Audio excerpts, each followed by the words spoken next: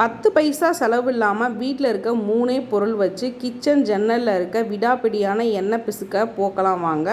அதுக்கு வெறும் 3 பொருள் போதுங்க. ஒரு பவுல் நம்ம எடுத்துக்கலாம்.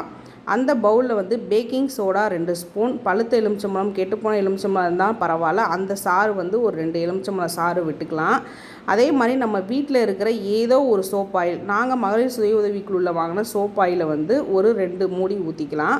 ஊற்றின உடனே அந்த பேக்கிங் சோடா லெமன் சாறு எல்லாத்துக்குமே ஆக்டிவேட் ஆகும். கொஞ்சம் நேரத்தில் நம்ம கையிலே வச்சு இல்லை பஸ்ஸில் வச்சு நம்ம ஃபுல்லாக எல்லா இடத்துலையும் அப்ளை பண்ணி ஒரு 10 நிமிஷம் கழித்து அப்படியே ஒரு வேஸ்ட்டு கிளாத்தை வச்சு நம்ம துடைச்சிக்கலாம். ஏன்னா இந்த துணியை நம்ம தூக்கி போட போகிறோம், திரும்ப யூஸ் பண்ண போகிறதில்ல. இந்த ஜன்னலுக்கும் எவ்வளோ டிஃப்ரென்ஸ் தெரியுதுன்னு பாருங்கள். இப்போயும் நான் அப்ளை பண்ணி ஒரு 10 நிமிஷத்தில் ஃபுல்லாகவே தேய்ச்சி எடுத்துட்டேன்.